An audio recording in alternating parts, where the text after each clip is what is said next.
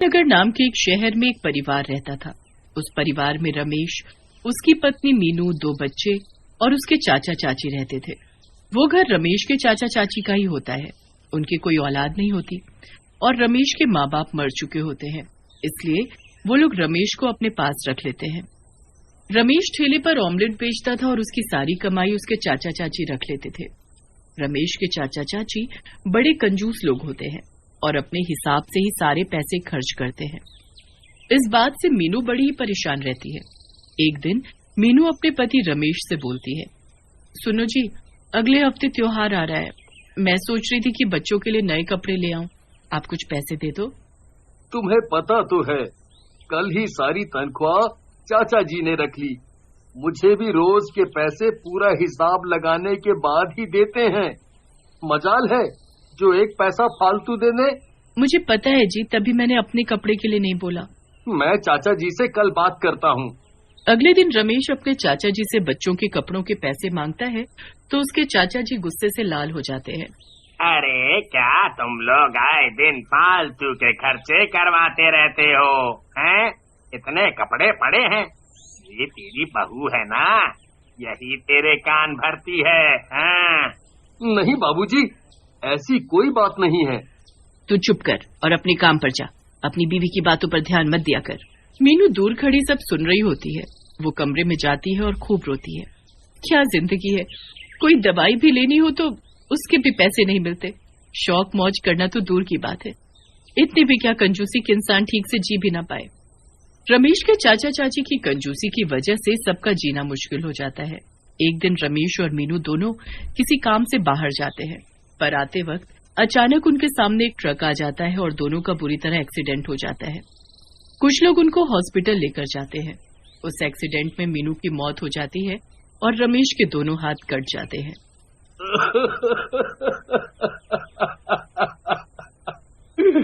नहीं नहीं, ये क्या हो गया? हे भगवान, ये आपने क्या किया? मेरी मीनू को मुझसे छीन लिया और ऊपर से मेरे हाथ भी छीन लिए।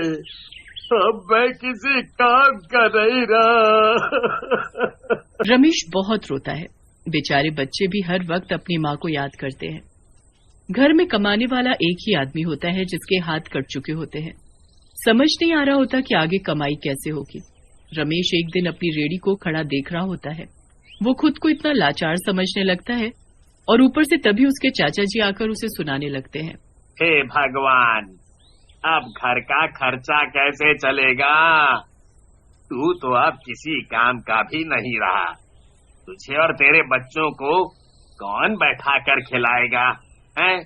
मुझे इस बात का खुद बुरा लगता है, पर मैं कर भी तो क्या सकता हूँ। देख बेटा, हम भी बूढ़े लोग हैं, अपना गुजारा कर ले वही बहुत है। तुझे और तेरे 2 बच्चों को कहाँ से खिलाएंगे? आप ऐसे तो मत बोलो चाचा जी। मैंने जिंदगी भर अपनी सारी कमाई आपको ला कर दी है।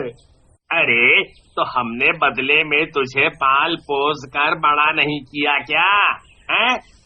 मुझे कमाई देकर कौन सा एहसान कर दिया हम पर? ऐसा है, तू अपना ठिकाना देख ले। हम तुझे और तेरे भुक्कड़ बच्चों को अब और अपने घर में नहीं रख सकते। ये आप क्या बोल रहे हो चाचा जी?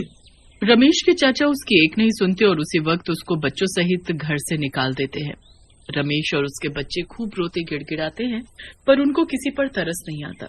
बेचारा रमेश अपने बच्चों को लेकर घर से निकल जाता है, पर बड़ी मुश्किल से वो अपनी रेहड़ी और अपना सामान अपने साथ ले जाता है। थोड़ी दूर पर रमेश फुटपाथ पर दूसरे गरीब लोगों के साथ रहने लगता है। पापा, अब हम क्या करेंगे? आप ये रेहड़ी तो ले आए हो, पर आप कुछ काम तो नहीं कर सकते। हाँ बेटा, पर कुछ तो करना पड़ेगा ना। चलो अभी हम सो जाते हैं, कल सुबह सोचेंगे। जब सब सो रहे होते हैं तो उसी वक्त वहाँ एक चुड़ैल आती है। वो बड़े दुखी मन से उन बच्चों और रमेश को देख रही होती है। उसके बाद वो उस रेहड़ी को देखने लगती है। क्या हाल हो गया तुम सबका, पर मैं किसी के साथ कुछ बुरा नहीं होने दूंगी। मैं करूंगी काम, पर किसी को कोई तकलीफ नहीं होने दूंगी। इतना कहकर चुड़ैल वहां से गायब हो जाती और सुबह रूप बदलकर रमेश के पास दोबारा आती है। अरे कोई काम मिल सकता है क्या मुझे? आप ये कैसी बात कर रही हो? मैं तो खुद यहाँ लाचार बैठा हूँ। हाँ वो आपके हाथ, पर ऐसे आप इन बच्चों को कैसे पालोगे? वही तो समझ नहीं आ रहा। ये अंडे की रेडी खड़ी है, पर मैं कुछ कर भी नहीं सकता। अच्छा तो एक काम करो ना, मैं तुम्हारी जगह ऑमलेट बनाकर बेचना शुरू कर देती हूँ। आप उसके बदले बस मुझे कुछ खाने को दे दिया करना। क्या तुम्हें ऑमलेट बनाना आता है? ऑमलेट तो मैं ऐसे बनाती हूँ कि किसी ने खाए नहीं होंगे। अरे ये तो बहुत बढ़िया बात है। आपका बहुत बहुत शुक्रिया। वैसे आपका नाम क्या है? मेरा नाम लता है। से लता कुछ अंडे ले आती है। वो जल्दी से पूरी रेडी में सब सामान लगा देती है। आपने तो कमाल कर दिया। अरे बच्चों अभी देखना ये आंटी और क्या क्या कमाल करती है, बस तुम देखते जाओ। लता ऐसे फटाफट ऑमलेट बनाती है कि उसके ऑमलेट बनाने के तरीके को देखकर ही वहाँ लोग भीड़ लगा लेते हैं। मेरे लिए भी जरा 2 अंडे का ऑमलेट बना दो। हाँ बस अभी बनाकर देती हूँ। लता फटाफट उस आदमी को ऑमलेट बनाकर देती है। पूरा दिन बड़ी ही अच्छी कमाई होती है। काम करते करते रात होने वाली होती है। अब रात होने वाली है। मैं यहाँ रुकी तो वापस चुड़ैल के रूप में आ जाऊंगी और ये लोग मेरी असलियत जान जाएंगे। मुझे यहाँ से जाना होगा। लता सारे पैसे रमेश को देकर वहाँ से 2 अंडे की ऑमलेट अपने लिए लेकर चली जाती है। उसके बाद वो रास्ते में एक चुड़ैल के रूप में बदल जाती है। आखिरकार उन सबको भूखा नहीं सोना पड़ेगा। मैं सब ठीक कर दूंगी, मैं सब अच्छा कर दूंगी। चुड़ैल चलते चलते जंगलों में गायब हो जाती है और यहाँ रमेश बच्चों के साथ बैठकर पैसे गिनने लगता है। अब तुम दोनों कल से फिर से स्कूल जाना और जल्दी ही हम अपना रहने का ठिकाना भी बना लेंगे। तुम दोनों को यहाँ सड़कों पर नहीं रहना पड़ेगा। हाँ पापा सच में बिल्कुल माँ जैसे जल्दी जल्दी काम कर रही थी। वो आंटी कितनी अच्छी है ना पापा? हाँ बेटा, वो बहुत अच्छी आंटी है, पर वो आप दोनों की माँ जैसी नहीं हो सकती। मीनू जैसा दुनिया में कोई नहीं हो सकता। बच्चे और रमेश उदास हो जाते हैं और दुखी मन से सो जाते हैं। अगली सुबह होती है और बच्चे बड़ी ही बेसब्री से उस आंटी का इंतजार करने लगते हैं। तभी वो चुड़ैल लता बनकर आ जाती है। अरे बच्चों तुम अभी तक यहाँ क्या कर रहे हो? तुम्हें तो स्कूल में होना चाहिए ना। हाँ पर हमें आपसे मिलना था ना, इसीलिए हम आज नहीं गए। ये तो बहुत गलत बात है बच्चों। पढ़ना तो बहुत जरूरी होता है, बिना पढ़ाई लिखाई के कुछ भी नहीं है। उसके बाद लता अपनी अंडे की रेडी लगाती है। लोगों की भीड़ जमा होने में जरा भी देर नहीं लगती। लता अकेले ही इतने सारे ग्राहकों के लिए ऑमलेट झट से बना देती है। लोग उसकी स्पीड से बड़े ही हैरान होते हैं कि कैसे वो अकेले सब कर लेती है। उस दिन भी लता काफी पैसे कमा लेती है। फिर रात होते ही वो चली जाती है और चुड़ैल के रूप में आ जाती है। अब वो रोज ऐसा ही करने लगती है।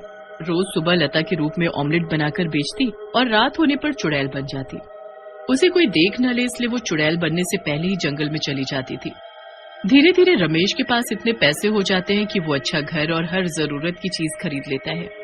सब अच्छा चल रहा होता है कि एक दिन लता ठेले को बंद करके जा ही रही होती है कि तभी रमेश के चाचा चाची बड़ी बुरी हालत में भीख मांगते हुए वहाँ आ जाते हैं। अरे चाचा चाची, तुम्हारी ये हालत कैसे हुई? क्या हुआ चाची? कुछ खाने को दे दे बेटी, कुछ दे दे। रमेश बेटा सब बर्बाद हो गया। घर में चोरी हो गई, चोर सब कुछ ले गए। हमारे खाने के लाले पड़ गए हैं। कब से तेरे चाचा और मैं भूखे हैं, कुछ दे दे बेटा। ये मेरी चाची हैं, जल्दी से इनको ऑमलेट बनाकर दे दो। नहीं दूंगी, कभी नहीं दूंगी। जैसे मेरे बच्चे और पति के साथ किया, इनके साथ भी वही होना चाहिए। ये तुम क्या बोल रही हो? तुमको ये सब कैसे पता? लता को इतना गुस्सा आ जाता है कि वो चुड़ैल में बदल जाती है। तुम्हारी बीवी हूँ मैं, मीनू।